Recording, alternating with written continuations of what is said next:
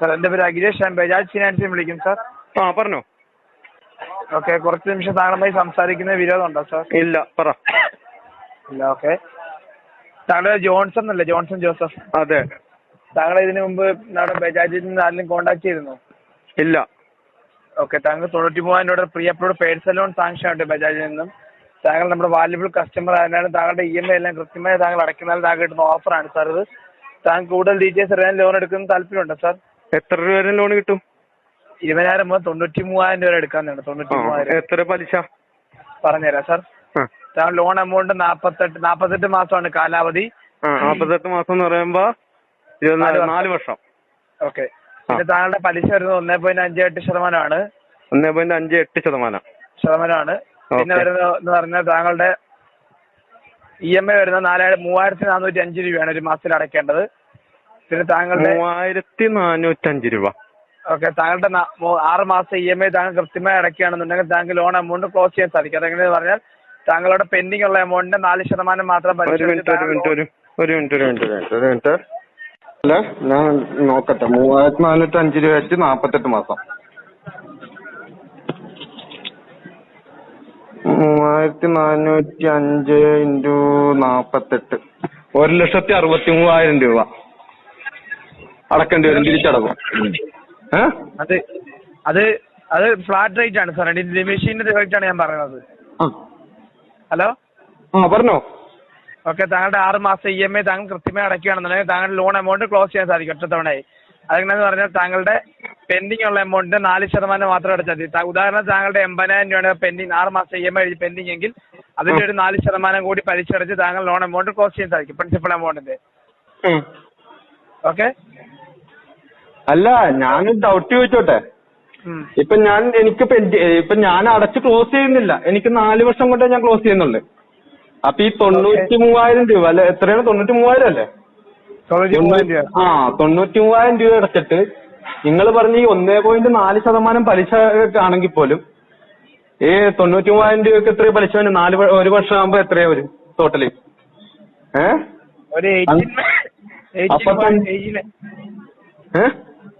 18,000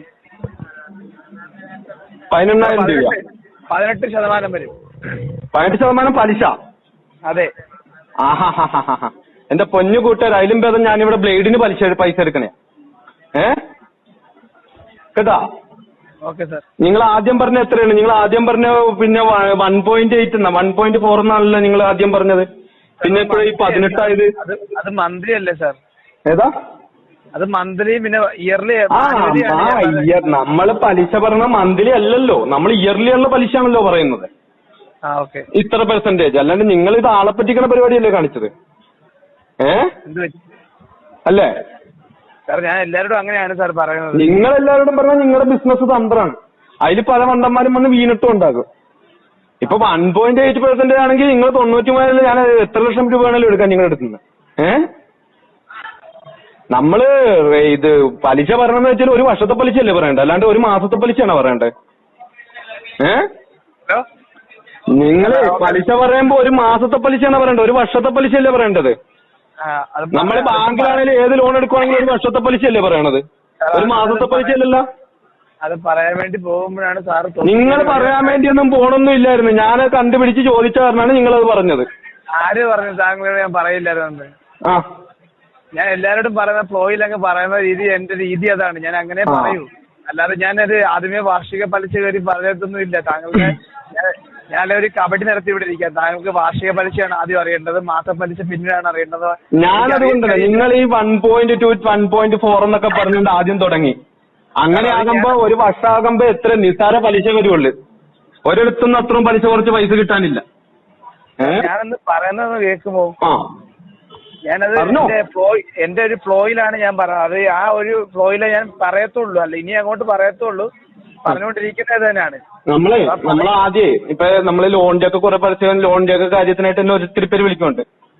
അപ്പൊ അവര് പറയണ എനിക്ക് 6.9% ഏറ്റവും കുറച്ച് LIC-ക്കാര് തരാന്ന് പറഞ്ഞേക്കണേ. 6.9%. അത് മാസത്തെയല്ല, 1 വർഷത്തെയാണ്. എന്നോട് ഇതുവരെ 6 മാസത്തെ പലിശയുടെ കണക്കായിട്ട് എന്നോട് ആരും പറഞ്ഞിട്ടില്ല. ഇതിപ്പോ ആദ്യത്തെ സംഭവമാണ്. നിങ്ങൾ ലാസ്റ്റ് ആണ് പറഞ്ഞതെന്ന് എനിക്കറിയത്തില്ല. ഞാൻ പറഞ്ഞല്ലേ എന്റെ ആദ്യത്തെ അനുഭവമാണ്, അതുകൊണ്ടാണ് ഞാൻ പറയുന്നത്. നിങ്ങളിപ്പോ വേറെ പലരും വിളിച്ചിട്ട് അങ്ങനെ പറഞ്ഞിട്ടുണ്ട്. അത് റെക്കോർഡിംഗ് ആണ്, ഇവിടെ നമുക്ക് എടുത്ത് നോക്കിയാൽ അറിയാം. എന്റെ ഫോണിൽ റെക്കോർഡിംഗാ, എന്റെ ഫോണിൽ എല്ലാ കോളും റെക്കോർഡിംഗാ, എന്റെ ഫോണിൽ റെക്കോർഡിംഗ് വന്നിട്ട് നോക്കൂ. അതായത് 1.58% മാസത്തിൽ നിന്നാണ് പറഞ്ഞത്. ആ 1.58% പലിശക്കാണ് നമ്മൾ ലോൺ കൊടുക്കണമെന്ന് പറഞ്ഞു. അങ്ങനെ പറഞ്ഞ് മാസത്തിലാണെന്നുള്ളത് ഞാൻ ശ്രദ്ധിച്ചില്ല. ഇനി നിങ്ങൾ പറഞ്ഞിട്ടുണ്ടാവും, ഓക്കെ എന്തെങ്കിലും ആകട്ടെ. പക്ഷെ ഈ 18% പലിശക്ക് എനിക്കിപ്പോ നിങ്ങളുടെ ലോണിന് ആവശ്യമില്ല. ഓക്കെ സാർ, തീർച്ചയായും താങ്കളുടെ വിലപ്പെട്ട സമയത്താണ് ആവനയിച്ചത് സാർ. Okay, thank U.